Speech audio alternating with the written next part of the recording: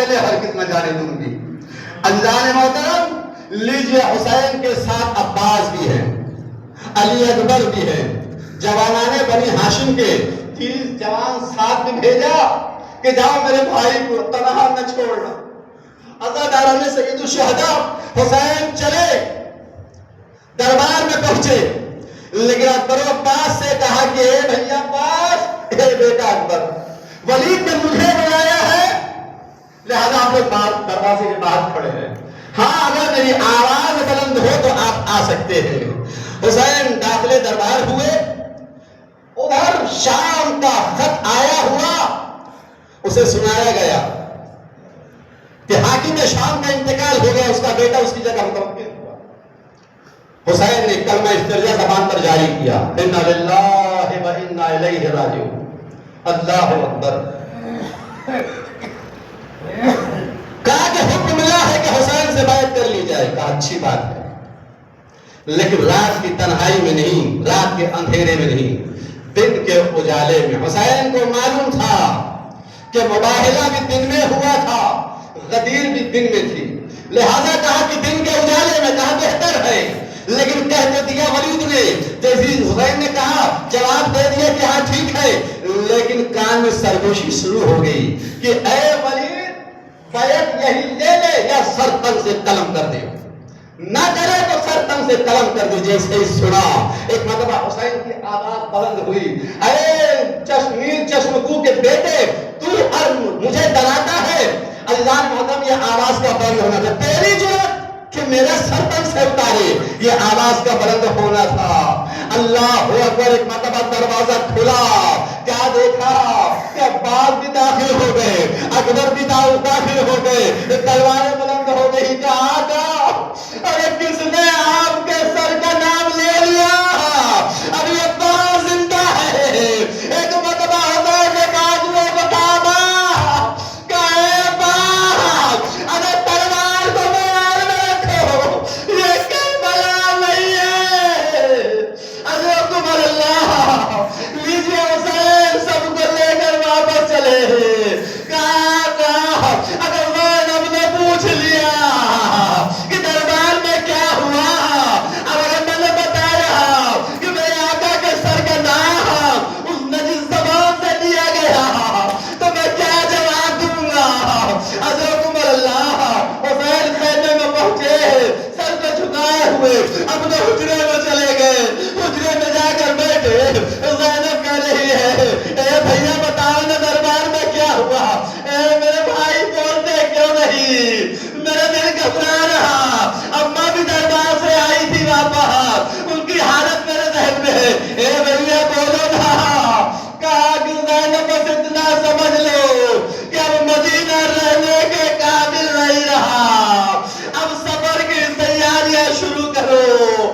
اللہ اللہ، بہت تفصیلی مسائل نہیں، بس مرثیہ کو ذہن میں تازہ کر لیجئے گا۔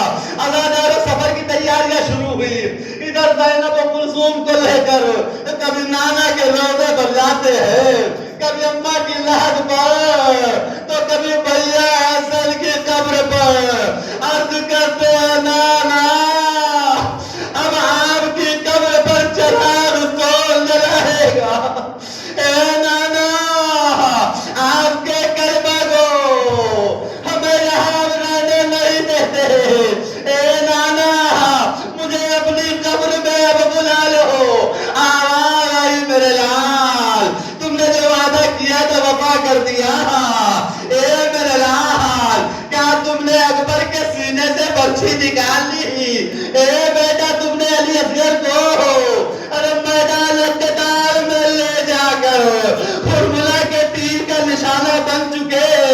عزاداروں ایک ایک وصیت کو یاد دلاتے رہے۔ حسین کہتے ہیں جی نانا میں راضی ہوں، نانا اگر یہی منظور ہے میں مر جاتا ہوں مدینہ چھوڑ کر۔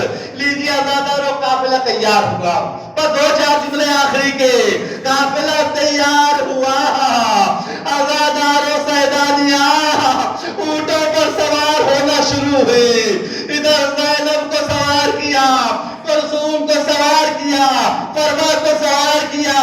عزاداروں مگر ادھر सगरा बेकल है कि मुझे भी किसी सवारी में बिठा दो, मगर कोई सगरा को सवार नहीं कर रहा।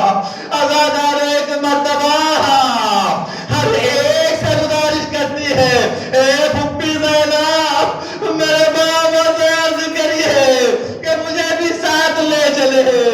कभी फुप्पी कुलसूम से गुजारिश करती है, कभी भैया अकबर से अर्ज करती है, ए भैया अरे बाबा से कहिए मुझे भी साथ ले चले। अकबर ने कहा बाबा, ए बाबा मेरी बहन सोहरा को भी साथ ले चले। अजब नहीं अजीब जुमला इरशाद फरमाया, ए बेटा अकबर कहीं मेरी सोहरा सुन न ले, मेरी सोहरा की शबाहत मेरी माँ से मिलती जुलती है, मैं नहीं चाहता शबाहत फातिमा ज़हरा मेरी शहादत के बाद जंजीरों में जकड़ी हुई सरबराहना दरबार में पेश की जाए। हज़रत उमर अल्लाह कहा कि अच्छा मुझे साथ न ले जाओगे? ए बाबा मुझे एक बार सोहरा कहती है, एक बार मुझे असगर से मिलने दे दो। लीजिए असगर को आगोश में लिया, जी भर के प्यार किया, आवाज आई ए ज़ैनब, अरे काफिला चलने में दाखिल हो रही है, असगर को उनकी आगोश से ले लीजिए। कभी ज़ैनब आगे बढ़ती हैं, हाथ बढ़ाती है, मगर असगर है कि चिमट जाते हैं। कभी कुलसूम आगे बढ़ती है, हाथ बढ़ाती है, मगर सोहरा की आगोश को असगर नहीं छोड़ रहे।